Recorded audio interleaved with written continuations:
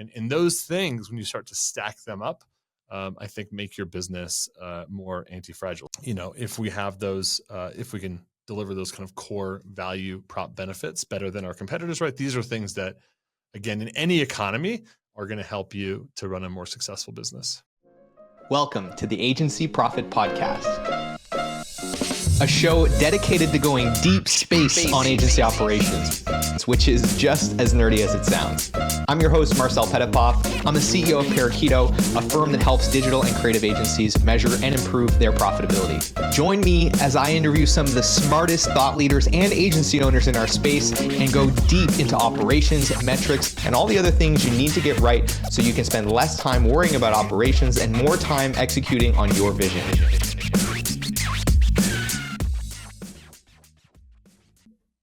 Hello, everyone, and welcome back to the Agency Profit Podcast. I am pleased today to be joined by an old friend who today is the CEO of E2M Solutions, but you might know him as the person who started UGURUS like over 10 years ago, eventually sold that to Cloudways/DigitalOcean, and now is leading E2M, which is one of the largest white label agency partners on the planet. So with all of that, Brent Weaver, thank you for making the time to join us today. Yeah. Thanks for having me, Marcel. It's exciting to have you here, especially after, we were just talking about this before the show, after you've done something that not a lot of people get to do, which is like go from being the CEO of like a small company to a really big company like overnight. And so we're going to talk about that later. But to start off, how are you doing? And how did you get here? How did you go from running UGURUS to selling that to a huge company to now being the CEO of E2M? Yeah. So, I think just in terms of, I had a desire to help agencies avoid all the mistakes that I had in my first agency, or maybe help them fast forward to the successes that we had. So, UGURUS as a company was founded after I sold my first agency, and I think we had a really good run in terms of we helped thousands of agencies. We had many success stories. Many people still to this day will text me. I just got a text from a former client. His agency is in the process of being acquired, and his words, not mine, were this is going to be life-changing for me, life-changing financially, and also just a cool feather in his cap. So I feel very honored to have been able to play a huge part in so many businesses over the tenure we had with UGURUS and running the coaching and consulting business. I did leave DigitalOcean. DigitalOcean decided that running a coaching company wasn't really a part of their end game, which is totally fine. And so, 3 years post-acquisition, they decided to kind of end of life that service. And so our team was kind of disbanded, and I could have moved overseas maybe and stayed on with DigitalOcean, but I thought it was time for a new chapter. I had about half my role at DO was related to the managed hosting side with Cloudways. And I think I had, done everything I wanted to do in that space too. So I was ready for something different. I really wanted something that was AI first. I wanted to have a leadership role, either join a team or start a new company. And so the E2M opportunity presented itself. I had been, worked with Manish for years. And when he found out I was leaving DO, he kind of said, "Hey, let's talk." And we had a couple of different ideas that we were looking at, and then he kind of said, "Hey, what about this other thing? What if you came and joined E2M as CEO?" Which was definitely an unexpected ask. But as we looked at it further, I think my knowledge of the agency marketplace, what it takes to run a successful small to medium digital agency, that there was just a lot of opportunity there to help the greater E2M customer base and also our growth vision. So, joined in June, and actually just got back from a couple of weeks in India with the team. So that was pretty fantastic and life-changing. So just to give everyone a little bit of context, because I'm talking like everybody knew who UGURUS was, and I'd imagine most people do, but some people probably don't. So UGURUS, we'll go even a step further back. You are a digital agency guy for a very long time. Started an agency, sold it, started UGURUS. which was essentially a mastermind coaching program for agencies. You did that for like a decade, had thousands of agencies go through that. We're very well known. I had the pleasure of coming and hanging out with you guys in New York at an event, which was a lot of fun. You were also a partner in Unlimited WP, which grew to be very successful and actually was also acquired previously by E2M. And then eventually E2M acquired, or E2M asked you to come and lead that business. And I will also say, like, you meet a lot of companies that do white label services for agencies. This is not necessarily a new concept, but it's growing in popularity. I have never heard such consistently amazing feedback about any organization in that space as much as I have about E2M. I've literally never spoken to anyone who had anything negative to say about their experience, which is typically not the case. And so I don't know what you guys are doing over there, but whatever you're doing is working. I think, I mean, I have some hunches of why. I think there are a lot of people that both white label agencies and just agencies in general that look at subcontracting for other agencies as kind of a stopgap way to fill some holes in terms of revenue and in how to utilize their team. And I've seen a lot of agencies do this, right, where they have their kind of direct to client business, and then they start to subcontract with another agency, and then those agencies provide them like a consistent amount of work. It might not be the same margin they get from their end clients, but they get that consistent work, and then they kind of say, oh, well, maybe I should be a white label agency, right? And they do this kind of dance between, they have half their business is direct to client and half their business is agencies. And if you actually look at some of the top white label firms out there, and I'll put white label like in air quotes, if you look at some of the top white label firms, they kind of have these two components of their business. They have the direct to client business, which might be under the same brand or a different brand, and then they have the agency business. And then they kind of treat them somewhat similar.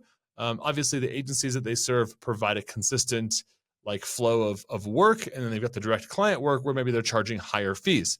E2M, we just serve digital agencies. And so the question inside the team is always about how do we help support our growth partners in the best way possible. There's no like two processes that we're managing where it's like a direct client process and an agency process. Like everything is about how do we make our agency partners more successful. So from how we prepare and deliver quotes that they can easily rebrand and bring to their clients, we actually fit to our agency partners' processes. So a lot of actually at Unlimited WP, I'll be fair here. This is actually something I was kind of against. I really wanted us to have one standard process, and that our agency partners learned our process, and then we kind of fit into their business that way. And so those were very different models. Like Unlimited WP and E2M were a little bit different in terms of how we approach things. Like an Unlimited WP customer would come into our back end, they would create tickets in our project management system, and they would work within our process. And that was because I really wanted the company to be scalable. And I thought if we had 350 agencies or whatever, that meant we'd have, one process versus 350 processes. Manish at E2M actually did it the opposite way. He went in and said, look, we want to support the agency in their process. We'll use their SOPs. We'll use their project management system. And he went that kind of approach. And I think they're both really good models. What I've found now leading E2M is that, it's really important for agencies to maintain their process. They put a lot of work into that process. They put a lot of blood, sweat, and tears. There's reasons they do things their way. And so I've found actually, I think in practice, that's a way to support our agencies in a much better way. Now, what I would say is it's very difficult to execute that from our end. And so the team has had to build like some pretty amazing systems to be able to work within every one of our agency partners' processes and systems. And so it's things like that I think have made E2M really stand out. And I think there's also just a culture of like very high standards and constantly wanting to raise the bar for our clients. So, I have obviously many thoughts on this topic, but those are a couple of things that come to mind. It dovetails nicely into what I think we want to talk about today, which is anti-fragility. And I think what you've just described is a really good example of a feature in E2M that is inherently anti-fragile, which is that you can consistently do very inconsistent things at scale across a lot of different clients. So it like tells me that you've developed this muscle in this area, which is like, how do we actually interface with our clients that is able to be highly adaptable while still delivering a great result, that doesn't rely on something that is inherently fragile, which is things are going to continue to remain exactly the same. And this concept, I think, is super important as we go into this next big disruption. I mean, you were around to see digital basically reshape our entire industry, lived through that in a couple of different ways, right? As an agency owner, as a partner in a big agency, and then, of course, as a coach to thousands of firms. And now today you're in the driver's seat at a massive firm going through the same change. And so I think this concept of anti-fragility is one that's really important for us to talk about, as I think a lot of people listening to this are probably finding themselves thinking a lot about what do we need to do to adapt, but also being really unsure about how to actually make those decisions. What processes should we be making more rigid? What processes should we be making more fluid? And sometimes threading that needle in the way that, for example, you've done at E2M with like having a very consistent ability to do inconsistent things. That's a very nuanced thing to accomplish. So with all of that, let's start by introducing anti-fragility as a concept. Like, what does that mean to you? And why does that stand out as something that you think is important at a moment like this?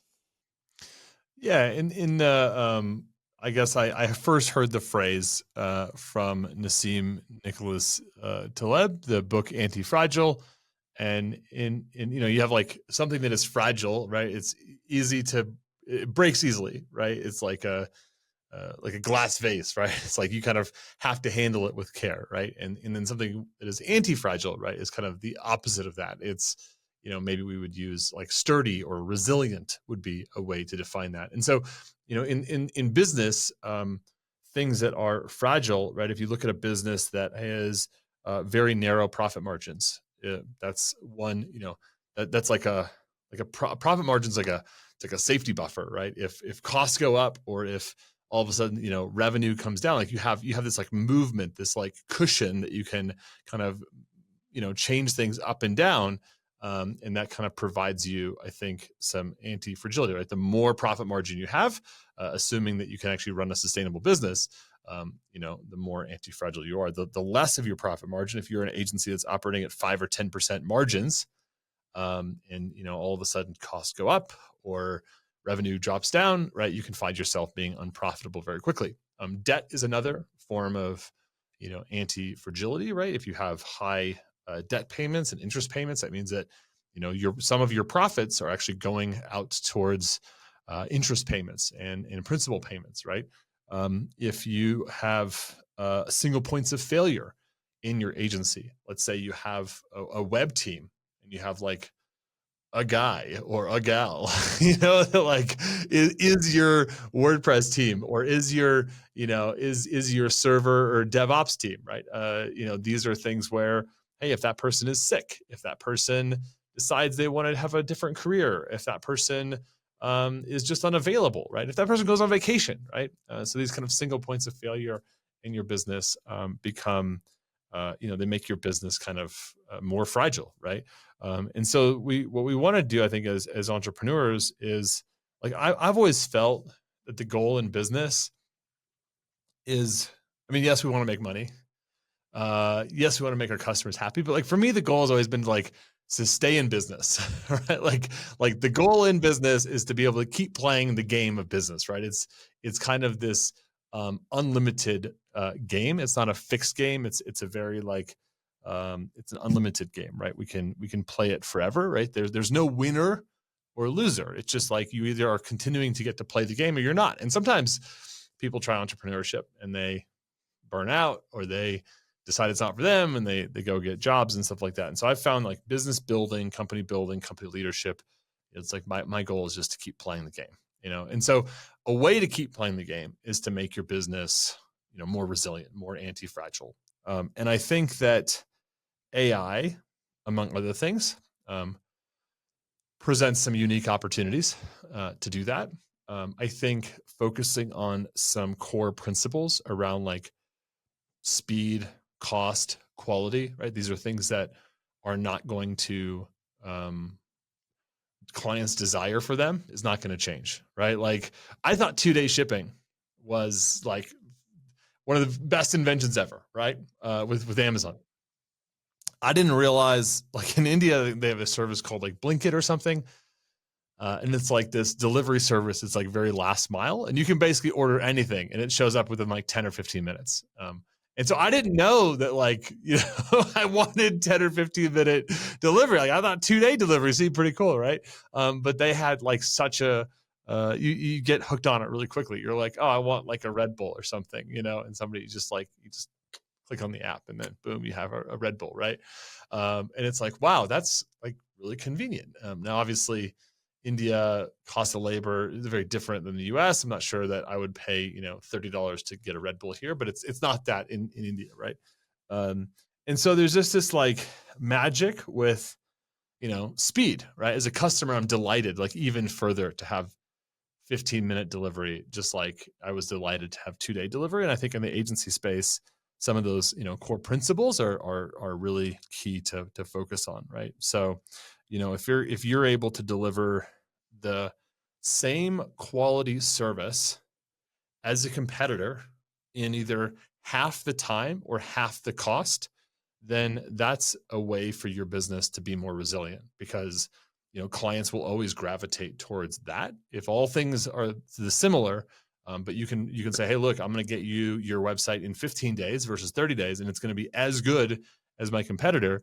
That's a key differentiator. And those things, when you start to stack them up, I think make your business more anti-fragile. So you kind of look at like, okay, if we're more profitable, if we have less debt, less expenses, right?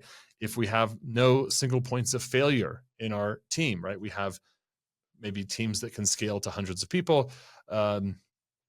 If we have those, if we can deliver those kind of core value prop benefits better than our competitors, right? These are things that, again, in any economy are going to help you to run a more successful business. So you've touched on a couple of principles that I think are really important. Two big ideas I want to double click on are, number one, the goal of business to just like stay in business. And I've heard this talked about where it's like some of the biggest, most successful, most profitable businesses have just been around for a really long time, right? And they've been through, you look at a company like Coca-Cola, like 100+ years, they've been through everything. They've been through multiple recessions, multiple world wars, like everything, pandemics, and they've survived, right? And why is that? Well, to your point, they had really strong balance sheet, really good cash flows, really simple, scalable business model. And then the other thing that you touched on that I actually heard Jeff Bezos talk about this. So somebody asked him something like, how did you know back in the 90s that people were going to buy the majority of their things online? He's like, I didn't.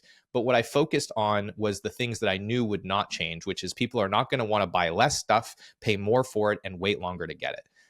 And fundamentally, it's like, yeah, okay, that is just like a fundamental truth about humans. And to your point, it's like that is a really good reframe as you face a lot of uncertainty about how the world's going to change. It's like, what is the fundamental truth about the industry that you're in? And I think this idea of speed, quality, and cost is those are pretty good vectors for agency, especially if under quality you also are going to lump in like the idea of certainty, which I think is what like all of this positioning talk that we've been doing for the last 10 years is really about, is like trying to create a higher degree of certainty for the client that like if they hire you, they will actually get what it is that they're paying for, the outcome. So with that in mind, how do you think about that in terms of like where to make investments? And I know you're helping a lot of clients actually at E2M with AI automation and services. This is like a thing that you guys have gotten into quite a bit over the last year.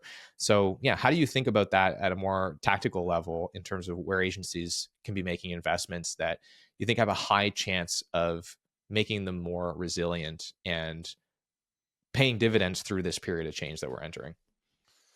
I mean, I think it's just when you're framing what you're going to do with AI, like how is it helping you to that end, whether it's cost, whether it's speed, whether it's quality. Quality, you can, there's lots of sub points for these things, right? Like there's speed in the time it takes from start to finish. There's also speed in terms of like the overall, like how much time something takes, how many hours it takes from a client. Like if you have, for instance, a client, if you're building a website or a new brand, right? If you have to have 8 hours of the client's time, and you're able to update your processes and get the same outcome, and you only needed 6 hours or 4 hours of the client's time, and you could get to the same result, then that's a value add for the client, even if it still takes 3 weeks for the overall project, right?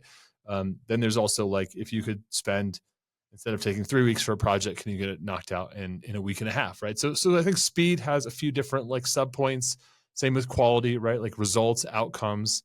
Is it something that you can promise with a guarantee, like, hey, we're going to help get you X number of leads per month or whatever within 30 days?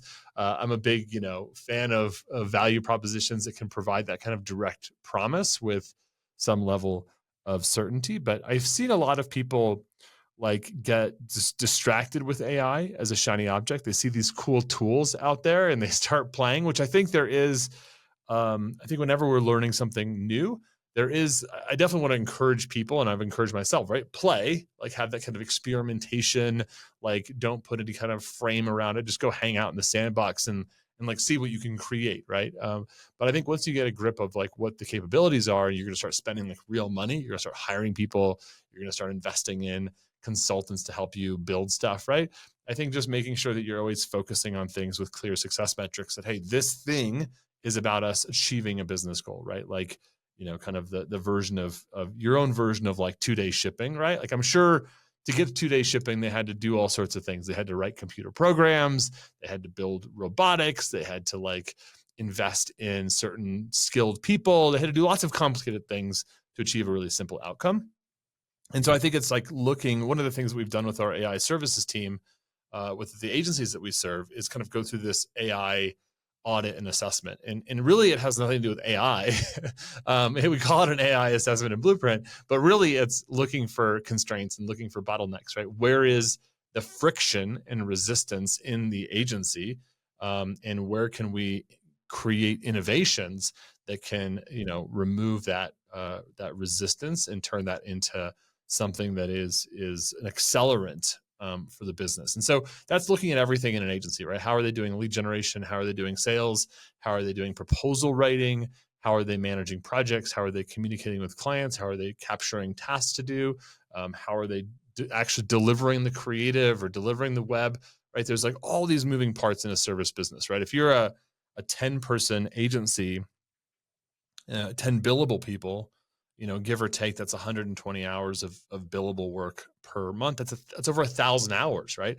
I mean, even a 10-person agency has, that's a lot of raw labor to look at and say, hey, are there opportunities here to create 10 or 15% efficiencies, which would require either less people or we could take on more work, and that efficiency would drop down into our margin, right? And so really looking at like, where are the areas in our business that are consuming the most amount of time, creating the most resistance and friction, and building AI around that, and keeping the goals like really simple. Like, hey, how is this? I kind of gave the example of like the client onboarding. Like if our client onboarding takes 90 days or whatever, right? Some number. What tooling can we build to cut that in half? Can we get it to 45 days? Can we get that to 30 days? Can we get that to 15 days? That's a real result for a business. So, looking at both the velocity and looking at the volume of work that's going into things, setting KPIs, setting goals, maybe they're even crazy moonshots, and then seeing if you can leverage, AI as a tool. A lot of times what we'll find is some of that ends up being like business process optimization. Sometimes it is an AI problem, but a lot of it is just looking at like what's going on in the business. How can we optimize this to deliver things better, faster, cheaper, and more effective for the clients? What are some patterns that have emerged from doing those audits in terms of like things that are often an opportunity? I think you mentioned onboarding. That's a pretty obvious one. Anything else that you see as like a consistent pattern of like, these are some things that like a lot of agencies out there have a ton of opportunity to get better at? Yep. Well, everybody comes in wanting AI magic around lead generation. Like they just want more clients to show up with less work. So I think there is some stuff in lead. I think as somebody who's come from the coaching background, lead generation marketing agencies are chronically underinvested, stretched. The agency owner oftentimes is kind of the chief marketer, chief salesperson. So they have a lot of pain in this area. And sometimes we can come in and look at an existing process and create, I think the team has, 50 AI automations that they've created for agencies around marketing and sales. I mean, some of the things that we've seen the best success with, you know, outreach tools, lead research tools. So when you get new leads in, right, really helping you show up to those sales calls with a plethora of information about who that client is. Sales proposal writing, scope writing. So being able to easily create, proposals and scopes of work. I mean, if you're doing 2 or 3 proposals a week, and those are taking you an hour to 2 hours or 3 hours, right? Creating some type of standard bank of those that you can pull from and cut that time in half or even more than that. And also making that something that really works within your workflow. So we've created like Slack bots, for example, where you can just like select from some drop downs, put in a voice dictation, and then, boom, it's created your Google Docs for you. It's created your proposal, and it's gotten it ready to be sent over to a client through a DocuSign or whatever.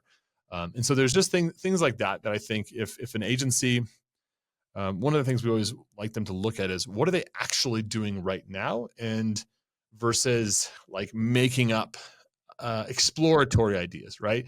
So I think if we usually kind of focus on what's happening right now in the agency, we can build automations to help reduce some of that overhead. And then in service delivery, I mean, there's been some pretty amazing things in terms of like client reporting. So anything that's requiring regular, like if you've got 30 ad accounts and every month you've got to send them, or every week you've got to send them a report, and that's taking you 30 minutes to write that report and analyze that across 30 accounts, right? You kind of see where that time multiplies and adds up really quickly. And reporting and insights and analysis is definitely an area that AI excels at. And so the team's been able to create some really cool micro apps where you have a chat interface, and that chat interface has back-end automations and scripting and agentic workflows where you could actually, as a account manager, you can just have a conversation with the agent, and it's in real time. It's pulling the SEO reports. It's pulling the Google Analytics reports. It's pulling the Looker Studio reports. It's pulling all that data into the conversation, and it's generating those reports for your clients, just based on chat prompts and stuff like that. So we might have an agency's standard reporting format, and then it can just build those reports in real time with all of that data. And so yeah, there's some cool things that the team is doing on that front. We have, I think there's a resource I'll maybe share with you with the show notes. There's a link that has like 80 or 90 agentic workflows that the team has created for agencies. So I'm probably missing out on some key ones that they've done recently. Do you want some free resources to help you measure and improve your profitability? If you do, then I want to tell you about our agency profitability toolkit, which you can grab absolutely free in the show notes or by heading to parakeeto.com/toolkit. It's packed with training videos, cheat sheets, templates, and all kinds of other great resources to help you start measuring and improving the essential metrics that are going to drive better profitability in your business. And it's helped thousands of other agencies around the world do the same. So I want to encourage you to go and grab a copy of that. And if you'd rather get in the fast lane and just have our team of experts guide you through the process of measuring and improving your profitability, then I want to encourage you to apply for a consultation at parakeeto.com. With that, I want to thank you again for tuning in. I hope you enjoy the episode, and I'll let you get back to it. One of the things that I noticed, and you're describing all of this, is this pattern. And this is something that on a recent episode, my friend mentioned. I was speaking with Vito from Adoram, and he kind of pointed something out that I thought was really insightful, which is the creative output is becoming significantly more efficient. The ability to generate a website page or an image or a video, like all of this is getting so incredibly leveraged with technology. And I think in large part, a lot of that is happening almost for free, in that like the tools that we're using are just getting better at this. Like I don't need to switch off of Figma. Like Figma is doing this. All the Adobe suite is doing this. Like the AI tools are being plugged into the places we're already doing the work. And so his thesis was, in a world where it takes like 5 minutes to build a website, which, is not a crazy idea. We're not far from that today. He's like, the majority of the cost and the time on a client project will be the the facilitation of that project. It'll be communicating with the client, getting context from them, getting approvals, coordinating all the stakeholders, scheduling the meetings. Like that is increasingly going to become a larger and larger and larger and larger percentage of the share of the work in this thing.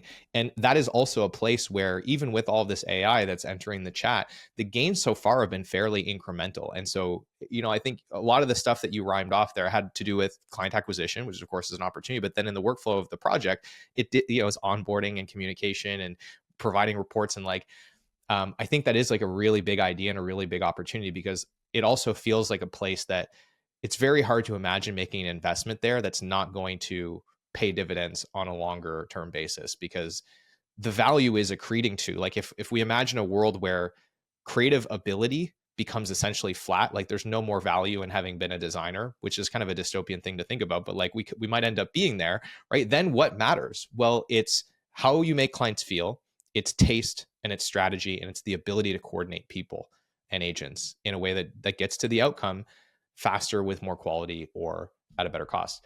So it's a big idea.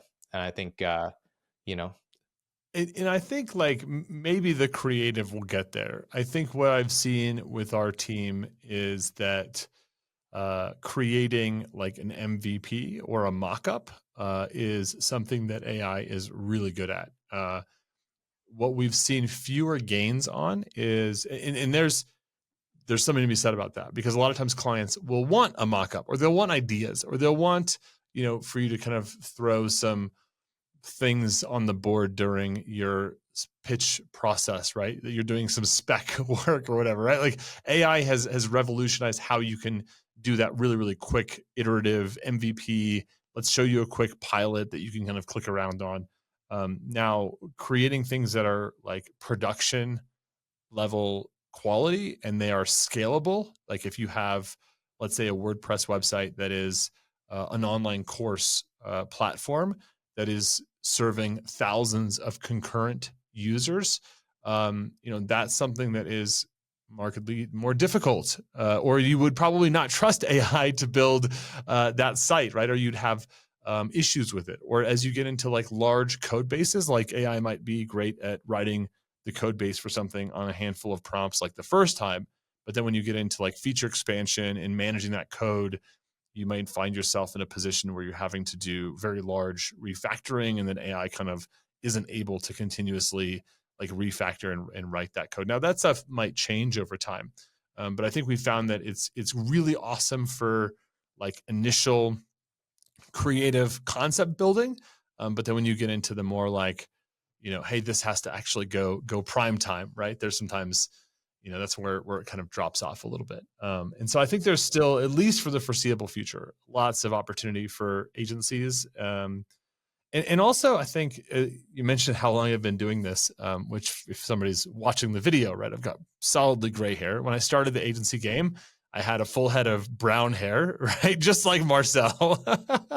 and what I've seen, I guess, is every technological shift has just made like more work for agency owners, not less. I asked at a recent conference we hosted, I said, who here is working fewer hours because of AI?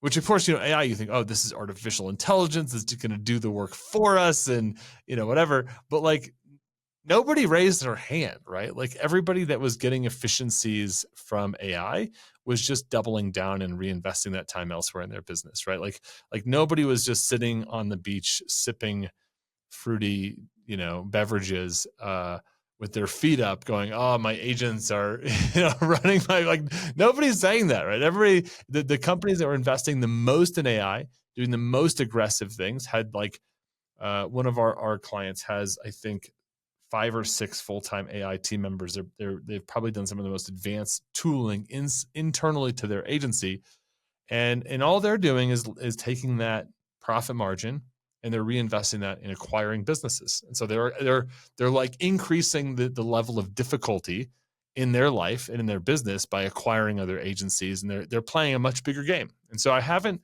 seen anybody go, oh man, this is making my life so much easier, I'm just going to sit back and wait.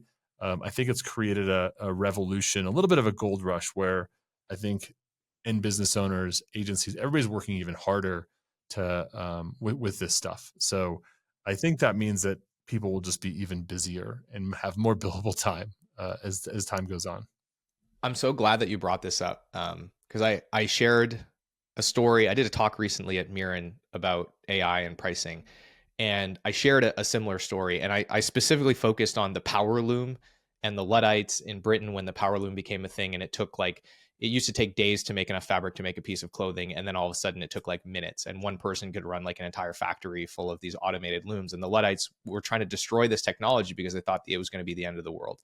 And in the end, the textile industry went from tens of millions to trillions of dollars. It went from employing tens of thousands of people to millions of people. The demand for textiles went from, people owning 2 outfits to owning hundreds of articles of clothing.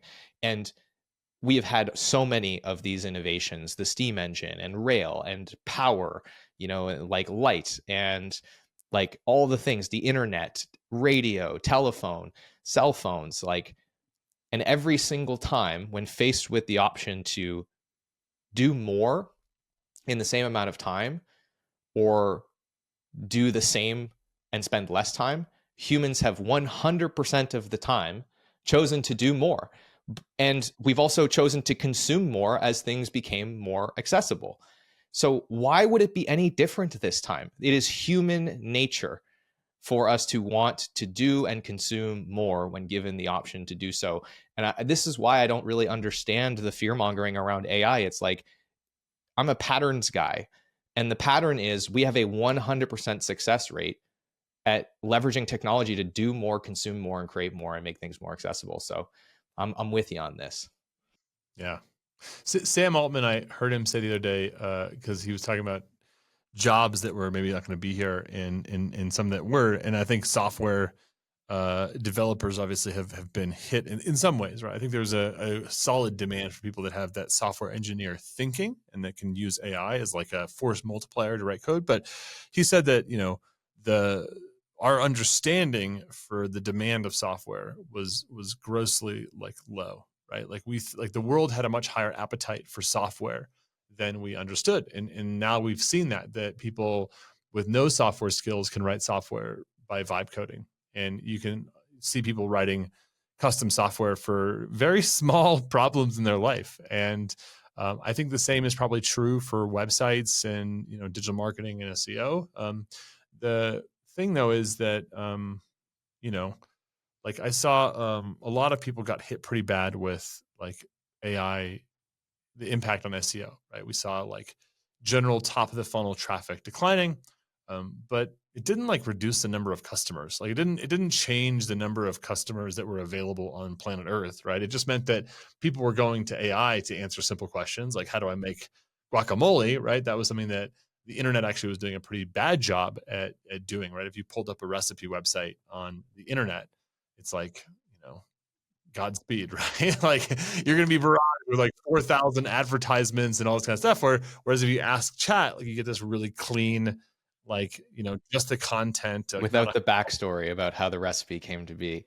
Right. Like chat's not telling me about their first time eating guacamole, right? It's just like, give me the stuff. Right. Which again, that a lot of that content existed because it kept people on the page longer and they could consume more ads. And so it was kind of this like principal agent problem, right? Like the customer wanted the recipe, the blog writer wanted the ad revenue, and those two things are a little bit at conflict. And it just got worse over time until chat said, hey, screw you guys, I'm just going to give them the recipe, right? But I think that the people that were selling guacamole, right? The people that wanted to buy avocados, right? If more people can consume, this is me getting a little philosophical, right? Top of the funnel philosophical, but if more people can more easily see recipes and learn how to make good guacamole, then that actually will mean that chat is helping to increase the demand for avocados, right? So yes, it might affect the bloggers in the world, but like the actual people producing like raw goods or raw services, they would. I think AI will help more people buy more stuff, which generally is going to be a great thing for the economy, right? We're going to have people educating themselves on things that they didn't even know they wanted, and they'll buy those things, right? And so I think we're going to see, and that's where agencies come in, right? How do we help businesses be found through AI search, right? It's like, cool, we can provide a service for that, and we can help businesses be found on LLMs, and that's certainly already a very competitive space, and so that means that more businesses are competing for those same wallet share, or maybe a slightly growing wallet share, which means that agencies, marketers need to come in and help to figure out how to get the edge in the game, right? And that's been the agency game, I think, all along, right? So I think we've got a bright future ahead, and certainly the things that we're seeing agencies, those that are investing in AI, those that are investing in those perennial principles, right? I think they're finding themselves successful in this new chapter. Yeah. You've raised, we'll close on this point, and I've said this many times on the show, but I'll say it again. Like, I think that services are the most resilient business model in the economy because it is designed to fill the cracks that are constantly emerging as things shift and as things move. Because the only thing you have to do to adapt is show up and do it differently next time. You don't have to refactor your code base. You don't have to change the tooling and the manufacturing process and the entire supply chain for the part to come out differently. You just literally show up to the next meeting with what you learned and you do it better next time. And as long as we remember that, we have to know that like this business model is the most resilient. That doesn't mean that every business is inherently resilient, but if you're willing to adapt to the new problems and be on the bleeding edge, then you will always have a place as a services business and they will always exist. And I really believe that. So with all of that, Brent, I know we're getting to time. I want to make sure that people know where they can learn more about E2M, learn more about what you guys are doing. And also the Vistara event. We had a couple clients that went to your last one and they had a great time. They learned a lot. They had nothing but good things to say. I think you're doing another one. So yeah, what do you have going on and where can we send people in the show notes? Yeah, if you want to check out E2M for white label services, the number 2 M as in Mary, solutions.com. That's E2MSolutions.com. If you want to check out our AI event for agencies, it's called Vistara. The website is Join Vistara. That's V as in Victor, ISTARA.com, joinvistara.com. And Vistara is, it kind of means in Sanskrit, limitless opportunity, limitless potential. And so that's something that when we thought about how do we create a community around the AI era, it's like this was a word that we can kind of own. And so that event, we did one in September in Denver. Our next Vistara is going to be in May in Austin, Texas. So if you go to joinvistara.com, you can join the waitlist. Probably by the time this podcast goes live, we'll have tickets available for that Austin event. May 11th through 13th will be the dates for that. Awesome. So we will have links in the show notes to E2M Solutions, to the Star event, to that list of agentic workflows that Brent mentioned earlier, and some more info on Brent, his LinkedIn, and so on, so you can check him out. With all that, Brent, thanks for being here, man. I appreciate you making the time. It's great to catch up. Thanks for having me. Hey, thanks so much for tuning in to today's episode. I hope you enjoyed it. And if you've ever found yourself thinking, man, I get so much value from this podcast, I wish there was something I could do to return the favor. Well, today's your lucky day because you can leave us a review wherever you're listening to this, and it is incredibly helpful. Of course, if you haven't grabbed a free copy of the Agency Profit Toolkit, go and get that. It's got tons of free resources to help you improve your profitability. If you're looking to get in the fast lane and get help from experts to improve your profitability and measure your most important metrics, then apply for a consultation at Parakeeto.com. We'd love to chat with you and figure out how we can help. With all of that, thank you so much for being a listener, and we will see you on the next episode.